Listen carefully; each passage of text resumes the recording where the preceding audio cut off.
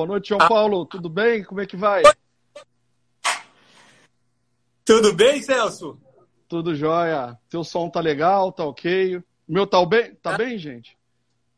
Tá bem. Para mim, eu consigo te ouvir bem. Na verdade, como a gente faz algumas lives também pelo grupo lá da PUFPR, eu aprendi com alguém que me deu a dica, não vou lembrar quem, mas eu sempre desinstalo e instalo de volta o Instagram. Só que eu tinha esquecido que quando eu instalo de volta, ele não tem acesso nem à minha câmera, nem ao meu microfone.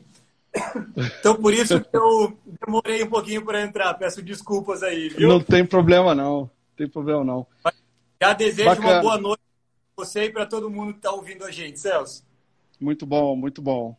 Bom, a presença de João Paulo, vou falar aqui do currículo dele. É um grande currículo, por sinal. Ele é graduado pela Universidade Federal do Paraná, especialista, mestre em doutor em periodontia, pós-doutorado também no Departamento de Fisiologia e Patologia da Faculdade de Odontologia de Araraquara, a Unesp, pós-doc no Forsyth Institute de Boston, nos Estados Unidos, que é afiliada à Faculdade de Odontologia da Universidade de Harvard, tá? E professor do curso de periodontia e odontologia, orientador de pós-graduação, mestrado, doutorado no programa da UFPR. Seja muito bem-vindo, João. É um prazer muito grande e uma satisfação tê-lo aqui. Muito obrigado, Celso. Obrigado a todos os amigos aí que estão assistindo. Estou vendo o Camilo, o professor Beto Pena. Estão cheio de amigos, alunos nossos aqui também, colegas. Que bacana. Professor. A Alê está aqui, trabalha com a gente também. Então, quero agradecer todo mundo que está aqui nessa sexta-noite para a gente conversar um pouquinho, né, sobre a influência da doença periodontal, na verdade, a influência do exercício físico sobre as doenças periodontais.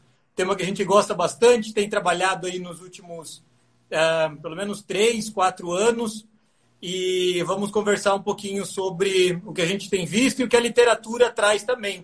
Eu soube que tem algumas pessoas também que são leigas, né, Celso? Você tinha comentado, então a gente vai tentar sempre colocar num linguajar que seja bom ou proveitoso para todo mundo, né? Então, que seja proveitoso para os cura lovers, que vocês sempre falam, e que seja proveitoso para aqueles que querem discutir um pouquinho de ciência. Com certeza. Nós temos todos os públicos, não é, né? Desde o especialista formado, aquele que nos assiste, o que compra, o consumidor também. Nós temos vários pacientes que nos assistem e é bem interessante. Que bom, a linguagem vai ser muito útil para todo mundo. A Alessandra Areia está falando que está tomando um vinhozinho sexta-feira à noite. Bacana. Curitiba ainda, né? Então, lembrei também que você foi aqui no Rio. Você também trabalhou aqui no Rio, né? Um período aqui na UF. Foi a Alessandra. Bacana. Ela é aqui do Rio. Muito bacana. Uhum. Bom, vamos lá, pessoal. Começar então lembrando ao público. Tem que falar também das frases, 10 frases mais criativas, se me permitir. Como de costume, a gente tem que fazer, o público que assiste constrói essas 10 frases, posta lá com as 3 palavras, né? As 3 palavras-chave que serão ditas durante a live, posta no feed da CuraProx e ao final você tem a administração lá, o grupo do marketing que vai selecionar as 10 frases mais legais, mais criativas. E lembrando de clicar em 3 amigos também, tá? De curtir 3 amigos. Tá bom? Legal. Eles vão ganhar exatamente isso aqui, essa escovinha, Biu, pêssego. Você deve conhecer muito bem. Já tem frase criativa do meu amigo Felipe Richuve ali, ó. O pessoal é rápido aqui, é dinâmico. Verdade. Todo mundo deveria usar. Bacana. Bom, contextualizando aqui, eu e o professor Cornélio Spring, nós falamos até em uma outra oportunidade sobre essa questão da atividade física, a saúde oral. Na verdade, a saúde oral interferindo nas atividades físicas que ele pontuou do dia a dia, como você fazer atividades na rua, recreativas, no play, lutando, academia, playground, ciclismo e aquele do futebol de fim de semana também e até outros esportes, sejam amadores ou profissionais. E rendimento e a experiência que ele teve lá, e tem, na verdade, ainda no futebol lá do América Mineiro, tá? Hoje a abordagem é um pouco diferente, até como você falou, a temática então sobre essa atividade física influenciando na progressão, no início dessa doença periodontal. Já é sutil, né? Tem uma sutileza, mas é um pouco diferente. E isso pode influenciar na prevalência e desenvolvimento dessa doença periodontal, dessa periodontite, tá? Como é que esse atleta, a gente pode pensar assim, o atleta de alta performance, alta intensidade, como é que ele vai apresentar o periodonto? Será que existe mais proteção? Será que a atividade física é um fator protetivo a mais para quem não faz, em relação àquelas pessoas que não fazem atividade física? Né? Essas são as perguntas. A gente vai abordar também um pouquinho sobre suplementação hormonal e até higiene oral também, se possível, permitimos aqui. Tá bom? Começar aqui perguntando, João, você definindo a doença periodontal na ótica da nova classificação e como é que ela se enquadra nesse assunto que a gente está abordando hoje sobre atividade física? Perfeito, Celso. Bom, então, primeiro, acho que a sua introdução aí foi excelente. A gente tem entendido, na verdade, a relação entre exercício físico e doença periodontal hoje como uma via bidirecional. Conforme a gente vai conversando, a gente vai ver que o que eu vou abordar hoje é, na verdade, a influência do exercício físico sobre as doenças periodontais. Mas Perfeito. A outra também é verdade. Então, a relação entre a doença periodontal e lesão muscular tem sido reportada na literatura, a performance do atleta, principalmente das Olimpíadas, relatando como que a má saúde bucal pode interferir no seu rendimento, ou porque ele fica preocupado, ou porque ele tem dor, ou porque ele não está treinando o suficiente, também é reportado na literatura. Hoje a gente optou por falar da via inversa, né? Então, o exercício físico, porque você já tinha abordado alguma coisa com o Cornelis em momento anterior. Então, a gente optou por falar sobre o exercício físico interferindo no início, progressão e, inclusive, no desenvolvimento e tratamento das doenças periodontais. Então, para começar, vamos contextualizar aí o que são as doenças periodontais, né? Para que a gente saiba do que a gente está falando. Então, doenças periodontais é um termo amplo e que muita gente acaba confundindo com periodontite, como a doença periodontal destrutiva, né? Mas, na verdade, não. A gente tem uma gama, como você coloca aí, tanto o periobook do Eduardo, quanto esse artigo nosso, traduzindo a classificação. A gente traz uma gama, uma série de doenças, que são doenças que envolvem o periodonto, e vai muito além das mais faladas e mais discutidas gengivite e periodontite. O que acontece é que essas acabam sendo as mais prevalentes, né? Então, gengivite, aquela inflamação que acomete os tecidos que protegem o dente, que é a gengiva, na verdade, e que, na verdade, o grande problema dela causa sangramento, mau gosto na boca, mau hálito, e o principal problema dela é poder evoluir para uma forma mais destrutiva, que é a periodontite, né? E aí, dentro da nossa classificação, da classificação de 2018, que tem se falado que já não é mais tão nova assim, né? Então, 2 anos de uso, mas dentro da classificação de 2018, como eles conceituam periodontite? Eles conceituam periodontite como uma doença inflamatória crônica, multifatorial, ou seja, são várias as causas, a gente não pode elencar uma causa, que está associada a um biofilme disbiótico, ou seja, um biofilme em desequilíbrio, tanto internamente, ou seja, o biofilme já não tem mais o mesmo equilíbrio e a mesma proporção entre as bactérias, quanto com o meio e com o hospedeiro. Então, esse desequilíbrio faz com que essas bactérias, esses micro-organismos, que em um momento viviam em harmonia com o hospedeiro, eles comecem a se tornar, alterem suas proporções e agora comecem a desencadear uma resposta inflamatória maior. Então, basicamente, eu gosto de falar ou de comparar, quando eu falo de periodontite, com uma balança, onde de um lado a gente tem a microbiota, e do outro lado tem o sistema imune do hospedeiro. Então, qualquer desequilíbrio nessa balança, na resposta imune à microbiota, a gente tem o desenvolvimento das doenças periodontais. E, em mais específico, da periodontite. E por muito tempo, o grande foco era falar assim, periodontite é uma doença que tem mecanismos de patogenicidade, ou seja, de desenvolvimento que são muito similares a outras doenças inflamatórias crônicas, que tem, inclusive, uma mortalidade muito grande, morbimortalidade muito grande. Porque também são doenças inflamatórias crônicas, por exemplo, obesidade, diabetes mellitus, doença cardiovascular. Essas doenças, essa gama de doenças sistêmicas, elas são responsáveis por uma grande quantidade de mortes, e por isso ela tem uma relevância tão importante, tanto do ponto de vista de saúde pública, quanto do ponto de vista de planejamento, quanto do ponto de vista de pessoal, de ser humano, né? De custos, né? De vidas, de gastos, investimentos. Exatamente. Então, são doenças que a gente, por muito tempo, tentou inserir a doença periodontal como uma importância, porque se a gente pensar de um ponto de vista estrito, o que a periodontite causa de mal para o paciente? Que ela causa de mal para o paciente pode, eventualmente, ter algum mau hálito, eventualmente tem a perda dental, mas a gente, do ponto de vista local, a gente consegue resolver o problema do paciente, seja com próteses, sobre implantes ou sobre mucosa, mas a gente consegue resolver o problema do paciente. Só que a periodontite tem essa implicação sistêmica muito grande. E aí a nossa visão sempre foi essa via que se chama medicina periodontal, né? O periodontia médica. Estudar essa relação entre as outras doenças inflamatórias quanto com a doença periodontal, periodontite. Mais recentemente, Celso, eu tenho notado aí um esforço de algumas academias, inclusive a Federação Dentária Internacional, que foi quando pela primeira vez eu fiz um curso da ITOP lá em Buenos Aires, quando eu participei do primeiro FDI, vai fazer uns 3, 4 anos. Bacana.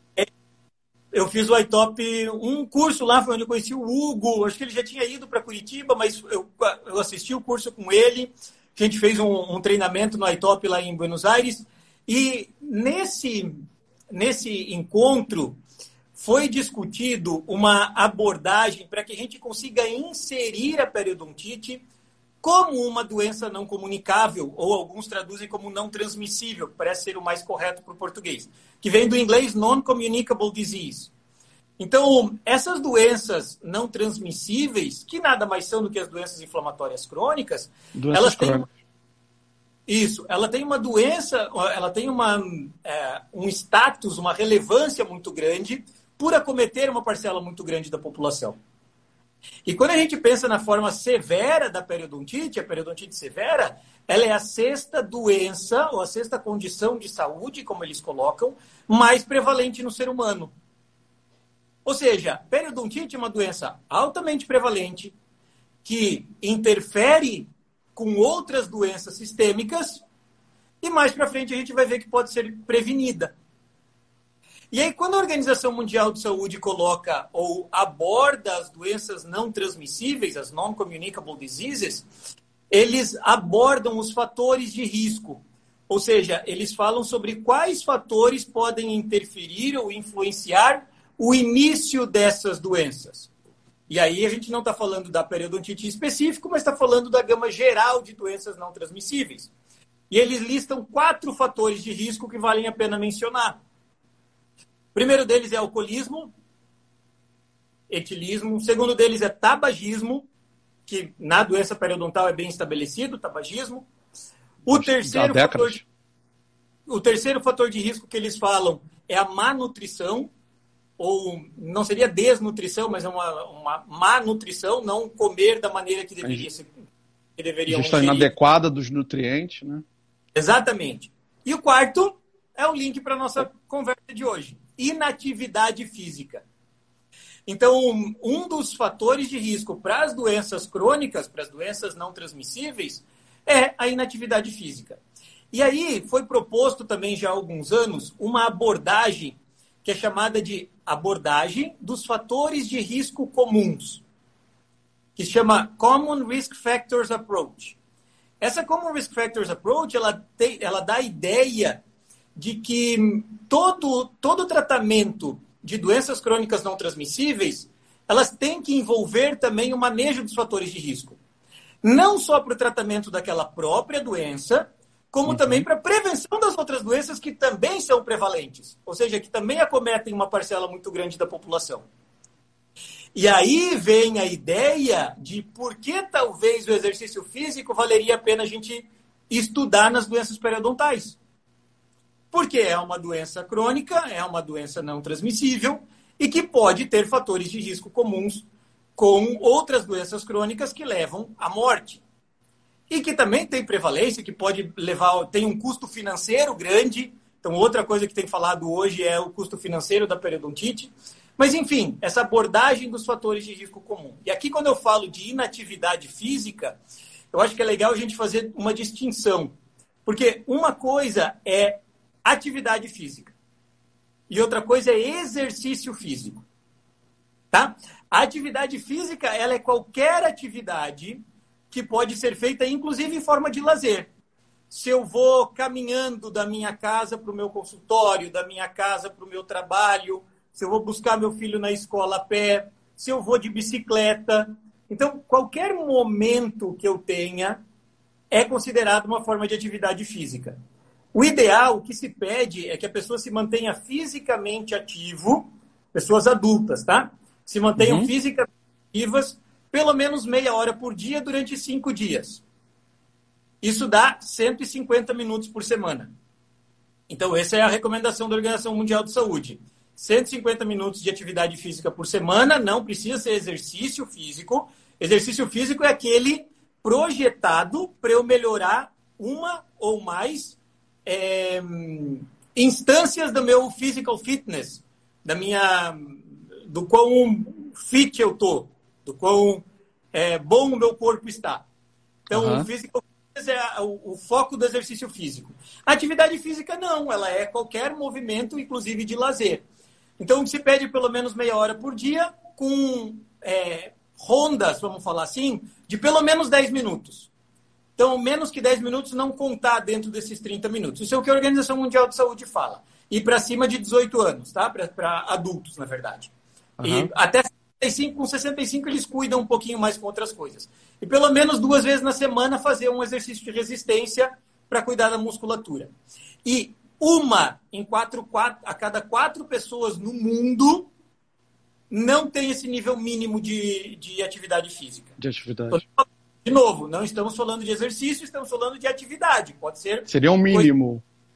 Minimamente, 1 em cada 4 não consegue realizar essa atividade. Exato. E o mais preocupante, sabe o que é? É a próxima geração. É óbvio que a nossa geração talvez tenha tido uma infância diferente dessa nova geração. Com certeza. Porque nós não tínhamos celular, computador, né? Essa vida sedentária não era tão... Então, a próxima geração preocupa mais. Tudo bem que o threshold, o bastão está um pouquinho mais em cima dos adolescentes, porque ele tem que fazer atividade todo dia, na verdade, não é 5 vezes na semana. É todo dia de atividade, as atividades são mais intensas.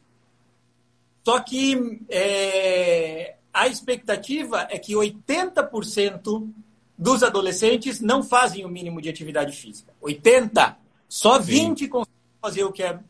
Ou seja, se isso se refletir no futuro, a gente vai ter um boom das condições inflamatórias.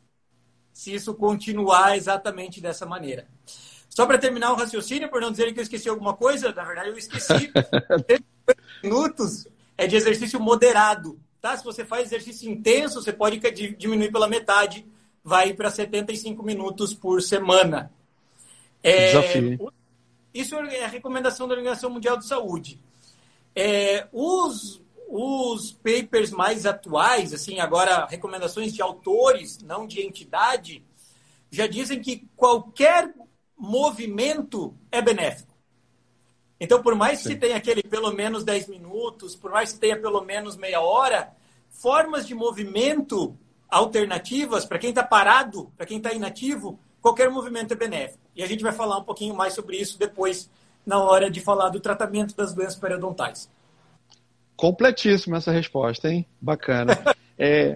Muito bom. Se a gente for observar na natureza, os animais, né, até o estimação, o cachorro, ele tá sempre, o gato, tá sempre se alongando, ele não fica parado. Nós já temos essa ideia, essa cultura, se pudéssemos ficar parado, não fazer nada, ótimo. Não, muito pelo contrário, a gente tem que se movimentar. Como você falou, um alongamento, que pode parecer uma coisa das mais simples, mas você pode mexer com musculatura, isso mexe com atividade circulatória, não é? Cardiorrespiratória, pequena, em pequena proporção, sim, pequena, mas você mantém aquele ritmo como se fosse a atividade física que você falou. Bacana, tem coisas até extremamente novas que eu desconhecia. Muito bom, João.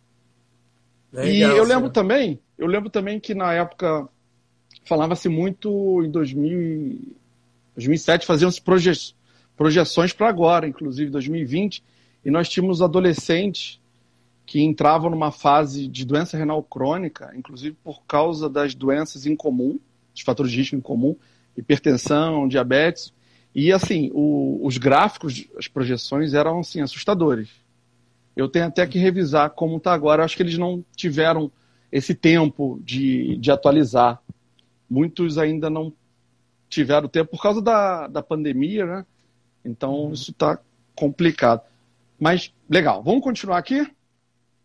Então, assim, já que você está falando do atleta, aquele atleta de elite, que tem uma atividade vigorosa, como é que o sistema imunológico dele, a dieta, o estresse, o metabolismo, como é que ele se comporta, realizando essa atividade mais intensa? Perfeito, Celso. Então, é um ponto bem importante da gente esclarecer. Então, a gente vai fazer distinções aqui, tá? Vamos categorizar as pessoas em 3 níveis. Vamos falar daquelas pessoas que têm inatividade física, que é aquele fator de risco que a Organização Mundial de Saúde fala. Vamos falar daquele atleta recreativo ou recreacional, que eu corro meia hora por dia, ou eu caminho 1 hora por dia, ou eu tenho essa vida ativa do jeito que eu falei, de vou pedalando para o trabalho e assim por diante. Então, esse é o atleta recreacional, ele faz atividade física ou exercício físico programado, mas dentro de atividades moderadas. E tem aquele atleta que é o atleta mesmo, sabe? Esse do meio não é atleta, não. Ele é alguém que faz exercício, mas não é o atleta propriamente dito. Então, o atleta a gente vai chamar daquele atleta de elite, tá? Então, o de elite é aquela pessoa que a profissão dele é relacionada com aquilo. Ele passa várias horas por dia treinando aquilo e assim por diante. E aí a gente tem que entender como funciona o esforço e a inflamação. Vocês lembram que eu falei no começo que a periodontite é uma balança da micro com a imuno. Só que elas não estão tão desconectadas. Apesar de muita gente querer vê-las desconexa, uma influencia a outra. As bactérias estão ligadas, né? Levam a uma resposta inflamatória. Uma resposta inflamatória exacerbada modifica o componente microbiano, que volta a se comunicar com a inflamação, e assim a gente tem um looping sem fim. Pleonasmo, né? Mas a ideia é justamente que as duas estão totalmente relacionadas. Então, o exercício físico, ele modula o componente inflamatório. O que os estudos mostram? Vamos começar com aquele atleta fazendo exercício pesado. Então, vocês lembram das Olimpíadas de Londres? Só me ajuda aí, foi 2012? 2012, se me fala a memória. 12. Em 2013, depois das Olimpíadas de Londres, foi publicado um trabalho do professor Needleman, Ian Needleman, que é não é de Birmingham, acho que ele está em Londres, e ele publicou um trabalho fazendo uma avaliação bem legal da saúde bucal dos atletas das Olimpíadas. Eu li, muito legal. Você viu? O trabalho é muito legal. O que ele mostra, na verdade, é que esses atletas, eles têm uma condição tanto, não só periodontal, tá? Eles têm uma condição bucal, ou seja, de erosão, que parece ser pior do que aquelas pessoas que não são os atletas de elite. E aí, aí é legal porque ele vai muito nessa linha que a gente estava falando no começo, que você já discutiu com o Cornelis. Ele vai discutindo muito ele vai discutindo a autopercepção dos atletas em relação à sua saúde bucal. Então ele discute assim, os atletas dizem que eles sentem que a boca dele é pior e isso reflete no rendimento deles de alguma maneira. Não no rendimento no tempo, para ver se o atleta piorou ou não, mas na autopercepção de rendimento. E aí esse trabalho ele propôs, depois inclusive o Needleman acabou escrevendo uma série de artigos a esse mesmo respeito, falando sempre sobre a pior condição bucal dos atletas dentro de maneira geral, de atletas dentro dos atletas de elite. E aí a gente vem com plausibilidade biológica, com possibilidades. Por que esses atletas têm essa pior condição bucal? E aí a gente pode pensar diretamente naquele eixo microimuno, que a gente estava falando antes, bactérias e perfil inflamatório. O perfil inflamatório parece ser bem verdade, a gente já vai discutir um pouquinho. Mas eles também falam de outras coisas, eles falam de próprio comportamento. Por exemplo, eu tenho que treinar e não tenho tempo para escovar os dentes de maneira eficaz, de procurar um dentista, se eu tiver algum problema. Eu não tenho os hábitos, a rotina comportamental. E também eles falam de dieta. O que eles falam bastante de isotônico, né? Então, os Gatorades, não sei se pode falar marca, mas da vida, né? Esses isotônicos, de maneira geral, eles podem, por causa do pH, eles podem ter algum efeito sobre a saúde bucal desses atletas também. Então, a gente fica com aquela dúvida, será que é comportamental? Será que é biológico? E aí a gente fez um trabalho, Celso, que é bem legal. Na verdade, eu sou co-orientador, é um trabalho do professor João Antônio Chaves de Souza, professor lá da Federal de Goiás, e é o trabalho da Laís, de mestrado. E ela está fazendo um trabalho que ela está comparando em animais. Vamos só falar aqui de maneira geral, principalmente para o público mais leigo, qual que é a vantagem de usar animais. Porque muitas coisas a gente não consegue fazer no humano. Chegar no ser humano e dizer, agora você vai fazer esse tipo de exercício por 3 meses, todo dia, 1 hora. Não, tanto por recurso financeiro, que a gente teria que pagar, quanto por própria vontade do ser humano. Quem aqui nunca entrou na academia, disse, agora eu vou pagar 6 meses... Eu conheço vários. E para no primeiro, né? Eu conheço várias pessoas. Eu fazia, mas minha consciência pesava. Eu ia sábado, domingo, ia mais um dia durante a semana. É difícil. Mas pelo menos uma vez na vida alguém já entrou na academia e saiu. E parou. Desistiu, mudou a prioridade. Acho que mais de 90% das pessoas, vocês estão ouvindo aí, podem estar se reconhecendo nessa situação. Então é muito difícil, principalmente do ponto de vista de pesquisa, da gente obrigar as pessoas a continuarem, né? Então, nisso, a pesquisa com o animal acaba se tornando mais viável, porque a gente consegue fazer de maneira ética, aprovado por comitê de ética, a gente conseguiu fazer, na verdade, os ratinhos nadarem. Então, eles faziam natação, que tem um efeito protetor, inclusive contra a doença, etc. Mas a gente fez 2 protocolos, tá? E aí tinha o nosso grupo controle que não fez nada. Os nossos 2 protocolos eram, um era só nadar numa bacia de água e o ratinho nadava. E o outro era nadar com um peso na cauda que fazia com que ele tivesse um esforço muito maior, pelo mesmo tempo e pelo mesmo número de dias na semana.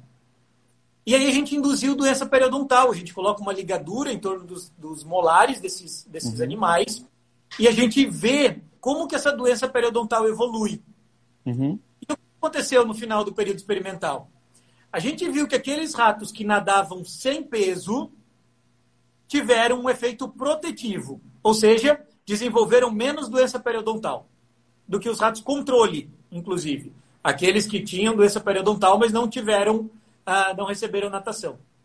E os ratos que tinham aquele esforço na cauda? Esses tiveram tanta doença quanto aqueles que não nadaram. Ou seja, o exercício físico ele parece proteger contra a doença, mas dentro de um limite. A partir do momento que a gente tem um limite de esforço, ele acaba não tendo mais o seu benefício. Então, esse trabalho é legal e ele vai ser apresentado pela primeira vez. Na verdade, eu já dei um spoiler aqui para vocês. Ó, inédito, hein? Mas ele vai ser apresentado pela Laís na SBPQO, que vai acontecer, acho que daqui a 2 semanas. Que bacana. E o que ele mostra, na verdade, é que não é comportamental. Bom, se for, tem o fator comportamental que ajuda. Mas o efeito biológico é muito importante dentro do exercício físico. Então, esse trabalho é bem legal por isso, porque ele mostra que não é qualquer modelo de exercício físico, e não só para doença periodontal, para qualquer modelo inflamatório. Entendeu? Como inflamação crônica, para qualquer outra doença. Talvez as respostas do exercício sejam dependentes dessa intensidade. E aí eu vou citar um outro estudo, que agora foi feito em humanos, não é nosso, que ele comparou... muita gente já deve ter ouvido falar de CrossFit, que é aquele treino que tem o Workout of the Day, que o pessoal começa a academia e é um treino que geralmente é de alta intensidade. Os ortopedistas adoram. Hã? Os ortopedistas adoram. Dá bastante lesão. Eu particularmente gosto bastante. Eu faço quando posso, mas o CrossFit ele tem que ter um cuidado. Sim, porque é legal. Não estou falando de lesão muscular, tá, Celso? Estou falando em específico, com certeza, com lesão muscular, cuidado é lá em cima, porque realmente a intensidade é alta, a carga alta, etc. Tem que se condicionar, alongar, aquecer. Você tem que ter um mínimo de condição, né, cardiorrespiratória, inclusive, para você... Eu conheço vários que começaram do nada, agora vou emagrecer, vou começar. Não, mas tem pessoas conscientes fazendo e treinando. Espero que você também tenha esse cuidado. Eu vou falar sobre isso agora. Na verdade, ele é de alto risco de lesão, porque muita gente acaba fazendo, principalmente quando começa, acaba fazendo CrossFit todo dia. Todo dia, de segunda a sábado, porque acha que é bom, é viciante, e aí dá sobrecarga, não está acostumado com aquele nível, e aí é óbvio, você tem que procurar uma boa, não é propaganda de CrossFit não, tá? E nem de uma box específica. Você tem que procurar uma escola boa, que tenha uma boa supervisão, etc. Mas meu foco aqui é doença de inflamação. Que tem um estudo em 2016, 17, acho que é 16, na Frontiers in Physiology, que eles avaliam a resposta inflamatória dos praticantes de CrossFit. E o que eles veem? Eles veem que depois de 2 dias seguidos de CrossFit, que é aquele treino de alta intensidade que a gente está falando, o que acontece? A gente tem uma modulação da resposta inflamatória, e o que eles viram ali é 2 citocinas, que são proteínas que marcam a inflamação, uma pró-inflamatória, ou seja, que recruta células, ou que promove inflamação, aumenta. Cria um ambiente favorável. Isso, que é a IL-6, e a outra é a IL-10, que é uma molécula anti-inflamatória. E o que eles viram? Que depois do segundo dia de CrossFit, seguido, segundo dia de WOD, essa relação IL-6 e IL-10 era 50% do que era no baseline. Ou seja, o que está acontecendo aí? A gente está aumentando a quantidade de citocina pró-inflamatória. Tudo bem que IL-6 é dependente de músculo, de fadiga muscular, etc. Só que a consequência da IL-6 é a liberação de IL-10. E a gente precisava da IL-10 como uma molécula anti-inflamatória para neutralizar, para contrapondo os níveis mais baixos da IL-6, da interleucina 6. Perfeito. E o que acontece é que ele está diminuindo depois de sessões seguidas de WOD. Olha. Então, o grande problema é fazer exercício vigoroso repetidamente. E tem mais uma molécula, um marcador, que a gente conhece bem na periodontia, chama OPG, osteoprotegerina. Que é uma molécula, é um marcador que protege contra a osteoclastogênese, ou seja, a formação de osteoclasto. Ou seja, se eu diminuo a osteoprotegerina, que foi o que aconteceu com os atletas do CrossFit depois de 2 dias de WOD seguidos, se eu diminuo a osteoprotegerina, a minha chance é grande de aumentar a reabsorção óssea. O que é periodontite? Reabsorção óssea. Óbvio, consequência da periodontite, não a periodontite em si. Mas então, vê como o exercício vigoroso pode ser perigoso? Sim. Do ponto de vista periodontal, tá? De inflamação. Agora, quando a gente fala da atividade física ou do exercício físico de uma maneira não vigorosa, de uma maneira moderada ou intervalada, ou seja, a gente dá intervalos maiores, a gente tem alguns trabalhos na literatura. Então, um que eu vou citar aqui é um trabalho que foi publicado em 2019, uma revisão sistemática com meta-análise de um grupo do Pará, não lembro o primeiro nome, mas eu sei que o Cassiano, que é lá do Rio Grande do Sul, está junto, e alguém do Canadá, então Federal do Pará, Rio Grande do Sul. Uhum. E é um trabalho bem legal. Ele vê, na verdade, atividade física, não necessariamente exercício físico, e ele compara a prevalência de doença periodontal, periodontite, entre quem pratica atividade física e quem não pratica atividade física. Ou seja, quem tem uma vida ativa e quem é inativo. Certo. E o que essa revisão sistemática mostrou? Apesar daquilo que é meio lugar comum de revisão sistemática, de que o GRADE diz que a evidência é moderada, então não pode dar recomendação tão forte, mas o que eles sugerem, ou o que o trabalho sugere, é que quem tem atividade física, quem tem vida ativa, tem uma diminuição em torno de 10% a 16% da prevalência de periodontite. Ou seja, eu tenho um efeito protetor aí da atividade física sobre a periodontite, sobre a minha doença periodontal destrutiva, que vai em torno de 10% a 16%. Então, a atividade física em ratos, o que foi visto? Em ratos foi visto que natação normal, como eu falei antes para vocês, sem ser vigorosa, protege contra a perda óssea alveolar. Essa perda óssea que a gente induz por ligadura. Através de qual mecanismo? Modulando citocina. Então, tem um trabalho de 2017, eu acho, do Journal of Clinical Periodontology, falando que a gente tem uma diminuição de citocinas pró-inflamatórias locais na gengiva, no tecido gengival.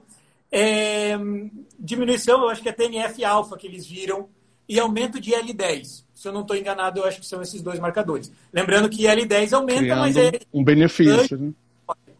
Então, ele é aquele efeito contrário. Protetor. Ouviu? Uhum. Olha, esquecemos aqui de falar a primeira palavra-chave, que é atividade física, até me lembraram, tá? Eu estou me empolgando aqui. E eu Você falou... É muito legal. Você faz assim que eu paro de falar. Tá bom. Você lembrou até, depois parece que houve até um estudo aqui no Brasil também a respeito dos Jogos Paralímpicos, né? Sobre higiene oral também dos atletas, mas esse saiu salpicado, né? Não saiu por completo. E aí acrescentaram a questão do hábito, da cultura aqui do Brasil, e aí fizeram um contrapeso em relação aos atletas lá de fora, porque muitas das vezes o atleta aqui no Brasil ele tem que ir para uma atividade física, um esporte, para ele poder ganhar um dinheiro e obviamente, ele não vai pensar em realizar um tratamento odontológico, um tratamento, né, que contemple controle de cárie, biofilme, e é uma realidade aqui no Brasil. Eu estava até lendo a respeito disso, parece que década de 50, né, depois de 50, 58, criaram aqui, a CBF criou uma comissão justamente para trabalhar em cima desses atletas, que aí culminou, por isso que a gente tem hoje, talvez, né, esse avanço, eu diria, em termos de você cuidar dos atletas, um avanço por um aspecto, mas um retrocesso por outro, porque a gente não consegue nem oferecer para uma população geral, quanto mais para alguns atletas, e não é muito democrático, né? Nem todos os times têm um setor de odontologia realizando essa atividade, pelo menos de prevenção, tratamento, né? Eu acho isso bem interessante. Você tocou nos pontos bem importantes. O próprio Nidelman falou depois, ele fez uma outra publicação comparando diferentes atletas de elite, e quando a gente fala assim, atividade vigorosa ou atleta de elite, parece que eu estou falando de todo mundo faz atividade super vigorosa. E não é. Sabe, a condição de saúde bucal parece depender de qual é o esporte que essa pessoa faz. Então, nem tudo que a gente vê quando fala atleta de elite é dentro de uma linha de esporte só. A gente tem várias linhas. E dentro do que você falou, a gente teve uma sessão no Europério de Amsterdã, que faz 2 anos agora, que foi em 2018, quando saiu a publicação da classificação. A gente teve uma sessão que falou sobre exercício físico e doença periodontal. Exatamente isso que a gente está falando. Foi o Alpe Cantarsi, que foi meu orientador lá no Foresight, meu co-orientador lá no Foresight, ele falou nessa sessão. Aí foi o Tinoco, que é aí do Rio de Janeiro, se eu não me engano. Eduardo Tinoco, é. Eduardo Tinoco? É. Da UERJ, professor da UERJ. E ele falou, porque ele fez uma avaliação, ou ele coordenou a avaliação dos Jogos Olímpicos no Rio. Eu não tenho certeza. E alguns resultados, só que pelo que eu me lembro é de radiografia panorâmica ou periapical, mas é de radiografia.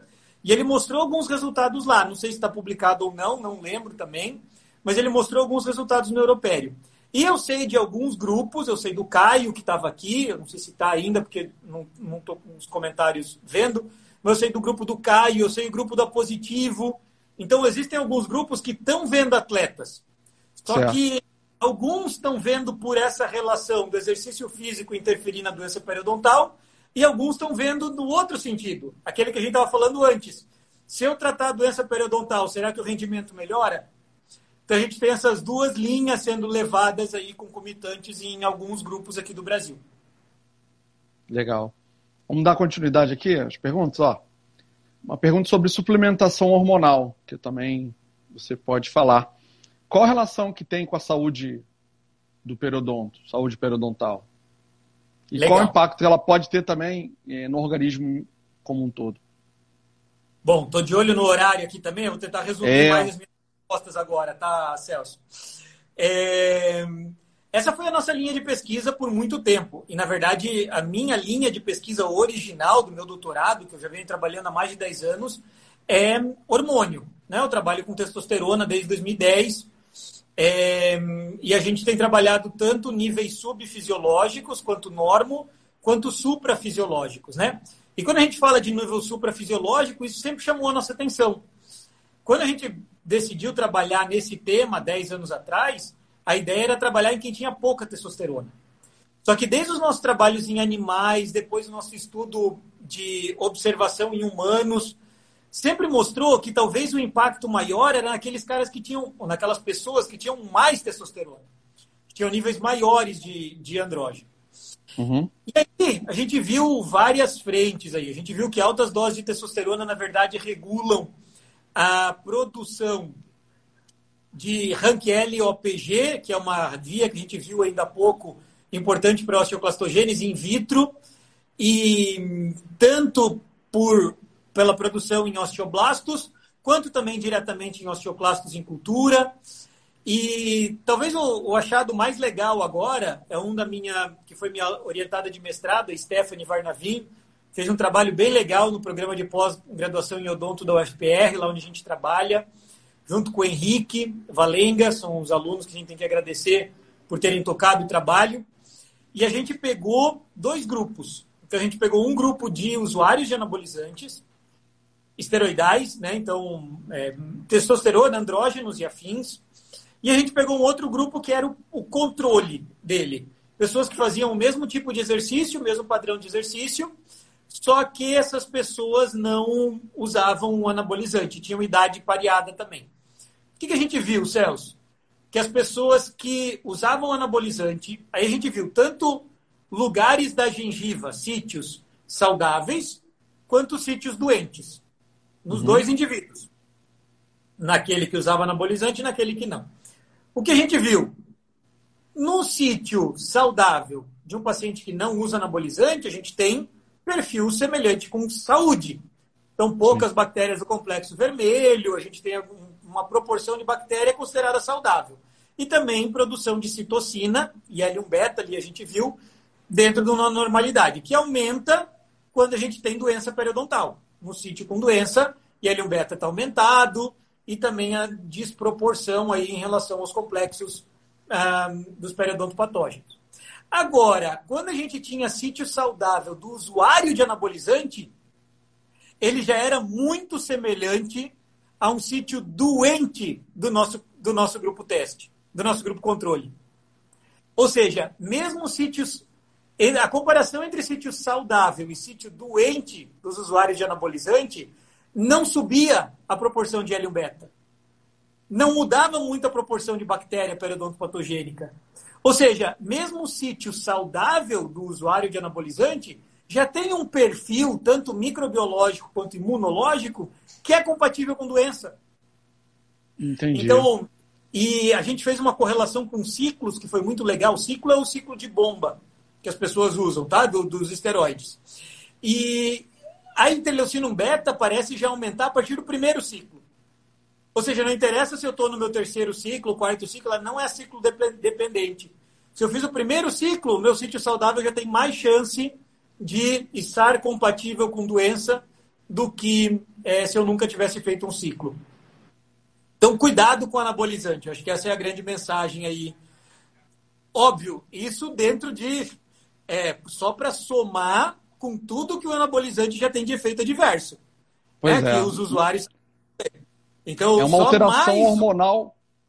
Uma alteração hormonal importante que vai repercutir no organismo como um todo e provavelmente modulando essa inflamação, quem sabe, não é? Talvez esses estudos preliminares mostrem isso. Uma alteração do ponto de vista inflamatório no periodonto. Interessante, bacana. Muito legal. Vou ter que falar a segunda palavra-chave aqui, João. É Curaprox 5460. Anotem aí. Eu botei uma imagem aqui justamente referindo ao que você havia falado anteriormente. Os atletas que não têm, que já, de repente, não tinham uma adequação de higiene, né, bem feita, que utilizavam instrumentos muito, muito duros, escovas muito duras, com nylon, eles acabam fazendo uma recessão gengival, uma retração, expondo regiões que não eram para ficar expostas, que é o cemento radicular. E aí, com o uso de suplementos, esses usos dos isotônicos da vida, com uma condição de acidez, você acaba criando situações até de lesões na região, promovendo mais retração.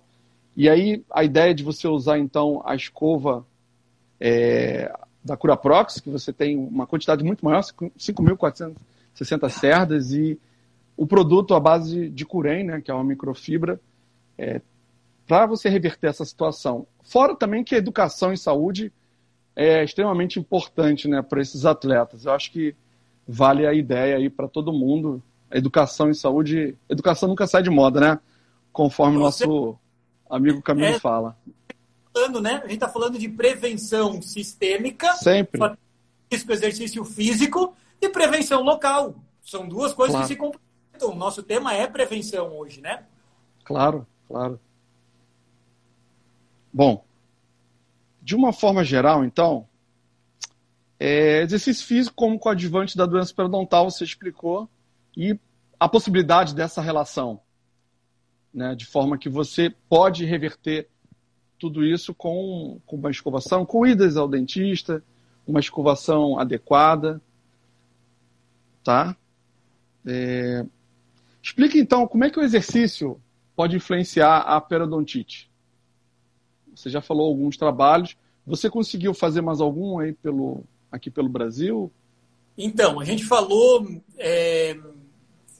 eu acho que essa parte agora que a gente podia entrar é sobre o tratamento. Acho que como influencia a relação ao imunológico, a gente falou sobre os possíveis fatores comportamentais, mas eu acho que a gente podia falar como que o exercício físico podia, enfim, participar do tratamento da doença periodontal, ou da periodontite. Okay. Podemos falar sobre isso?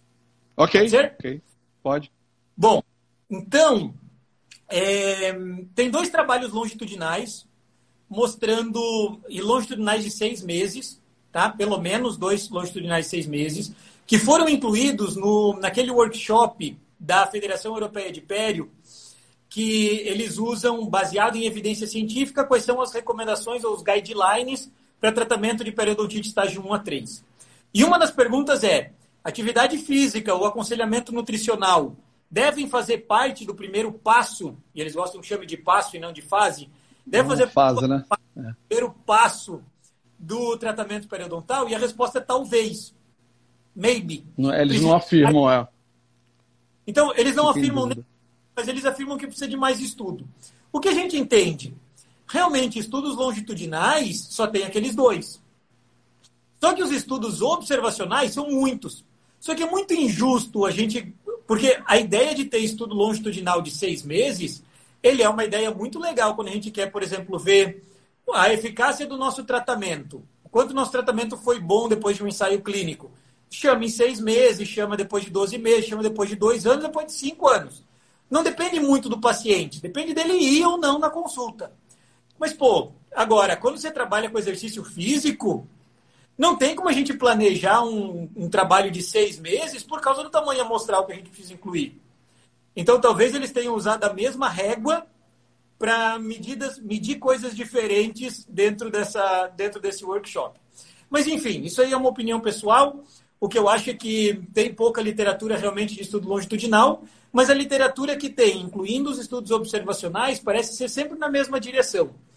Aquela revisão sistemática que eu mencionei, por exemplo, 6 dos 7 artigos incluídos mostravam uma diferença entre quem pratica e quem não pratica atividade física em relação à prevalência de doença periodontal. Então, os trabalhos observacionais e longitudinais parecem ir sempre na mesma direção. E aí a gente fez, então, entendendo que o exercício físico não tem contraindicação de uma maneira sistêmica, né? Não tem contraindicação de um ponto de vista de efeito adverso, não tem contraindicação. É óbvio, se a pessoa puder fazer, né? Se tiver mobilidade completa, etc. Mas não tem efeito adverso. Uma doença de base, ele vai procurar o médico dele? Aí ele tem que ser encaminhado. E vai limitar a atividade? É a abordagem do fator de risco comum, que a gente falou lá no começo. Risk Factor Approach. Ele está nos guidelines do tratamento de diabetes, está nos guidelines de exercício físico, prescrição de exercício físico, está nos guidelines de tratamento de obesidade e de doença cardiovascular. Perfeito. Por que não no da periodontite tem um talvez? Então, o nosso trabalho já não foi mais que a gente fez, e foi o meu orientado de mestrado, Gabriel, defendeu agora, muito legal a defesa dele, agora em julho, ali na Federal do Paraná, Gabriel Guarengue. E também vai apresentar pela primeira vez no SBPQO daqui a 2 semanas. Compartilha com a gente, por favor. Sim. O trabalho dele, a gente viu, na verdade, o momento da prescrição do exercício físico. Então, é um desenho um pouquinho complicado de imaginar, mas a gente basicamente teve 2 grupos. Um grupo fez... Na primeira sessão, a gente já tratou a doença periodontal, a periodontite, e já iniciou os exercícios. E depois ele foi reavaliado em 45 dias e depois mais 45 dias, ou seja, 90 dias. Sim. No segundo grupo, a gente primeiro só fez raspagem. E aí a gente esperou depois da raspagem, depois dos 45 dias, para a gente fazer, para a gente indicar o exercício físico. E aí esse paciente começou o exercício físico até a reavaliação. Deixa eu só voltar porque eu falei errado o primeiro grupo. O primeiro grupo começou só com exercício físico, não recebeu raspagem no primeiro momento. O primeiro grupo foi só exercício, depois de 45 dias raspagem, depois de 45 dias da raspagem reavaliação. O segundo grupo foi raspagem mais exercício, só raspagem, depois de 45 dias exercício e depois reavaliação. Basicamente, a gente tinha uma maneira de avaliar aí o que aconteceu com aqueles que fizeram exercício, mas não receberam raspagem, em comparação com aqueles que receberam raspagem. O que aconteceu? Não teve diferença estatística do resultado. As bolsas que tinham de 4 a 6 milímetros, que são bolsas inicialmente moderadas, elas de profundidade de sondagem, bolsas que tinham inicialmente 4 a 6 milímetros de profundidade de sondagem, diminuíram só com exercício, sem raspagem, uma média de 0,5 milímetros. Só com exercício, sem raspar. Vocês sabem o que é 0,5 milímetros de redução de profundidade de sondagem? É um mundo. É o equivalente a dar uma segunda droga para tratar periodontite. Olha. A dar um antibiótico, por exemplo. Uma associação de amoxicilina com metronidazol. Então, só o exercício físico parece ter um valor para o tratamento periodontal. Apesar de que depois dos 90 dias, não teve diferença entre os 2 grupos. Parecendo que não importa o momento que você prescreve o exercício físico, o resultado final vai ser igual. mas a gente entende que quanto antes eu prescrever, menor vai ser a necessidade de tratamento, porque bolsas inicialmente moderadas já podem diminuir e, eventualmente, eu vou ter menos necessidade de reintervenção não cirúrgica ou mesmo intervenções cirúrgicas posteriores. Então, é um trabalho bem legal. Acho que a gente está aumentando o tamanho amostral, apesar dos dados ainda serem preliminares. É um trabalho bem legal. Diminui sangramento à sondagem também. Então, o exercício físico parece ser uma abordagem bem interessante e independente do momento de ser prescrito dentro do tratamento periodontal. Então, incentivem dentro dessa visão holística de prevenção, tanto a prevenção local, dentro do que o Celso estava explicando antes, quanto a nossa prevenção sistêmica com o exercício físico, abordando, então, de novo, alguma coisa que não tem efeito adverso, alguma coisa que vai contribuir, vai diminuir o risco, não só para a periodontite, como para as outras doenças sistêmicas que podem, inclusive, levar à morte. Muito bacana, João. Então, assim, a gente está caminhando aqui para o final, tá? Infelizmente, o tempo voou, o assunto é extremamente amplo, bem rico. Você também tem um poder de abordar vários assuntos, muito legal. Mas, quem sabe um outro, vamos falar no futuro, não é? Vamos pedir a direção, vamos ver se a gente consegue, tá? Mas, para finalizar aqui, eu quero falar que a educação nunca sai de moda, isso é uma abordagem que o professor Camilo Anawati fala sobre os cursos que a Curaprox tem. Então, aquele colega profissional que queira realizar um treinamento em São Paulo sobre a filosofia iTop, você pode enviar para o educacional@curaprox.com.br. Você solicita lá que quer fazer o curso iTop. Provavelmente a gente vai fazer em novembro, tá? Essa certificação internacional. Você já fez, não é? Muito bom. Eu aconselho. O curso vai sair de graça, todos os materiais, instrumentos. Eu aconselho, sou suspeito. E a gente também tem um treinamento do Bob, que é uma ferramenta, não está aqui a imagem, mas é uma ferramenta muito útil que você pode oferecer ao seu paciente. Você, com o próprio tablet, você orienta e mostra, porque esse programa ele envia para o e-mail todo o status gengival daquele seu paciente. Quantos sítios estão inflamados, e isso você vai acompanhando ao longo das sessões, e é extremamente educativo, tá? É extremamente educativo e eu acho também que vale muito a pena. Bom, quanto tempo a gente tem agora? Vai acabar, ó. Estão falando aqui para mim. Suas considerações finais, João? Não, só quero agradecer, porque eu sei que já está bem no finalzinho, eu quero agradecer muito. Acho que são várias pessoas que ficaram aí das 8 às 9 horas da noite com a gente. Sexta-feira. Vendo. Muito obrigado para todo mundo que estava aí, os amigos, colegas, alunos. Muito obrigado, Curaprox, pelo convite. Fico muito feliz de conversar com vocês. Sempre o Celso. A gente troca uma ideia de vez em quando. Muito obrigado ao Hugo, a toda a equipe da Curaprox, os funcionários, a equipe dos professores. Um abraço para todo mundo. João, olha, aproveitando aqui o final, o voucher para as pessoas que queiram também adquirir essa escova elétrica, escova sônica, né? Hydrosonic Pro. Você tem um voucher da Curaprox, 250. Por 24 horas, 50 pessoas que queiram podem adquirir por um preço menor. E você vai ganhar essa escova também. Eles vão mandar para sua casa, tá bom? Aproveite, desfrute. Quem quiser pode adquirir lojacuraproxbrasil.com.br. Depois você fala pra gente.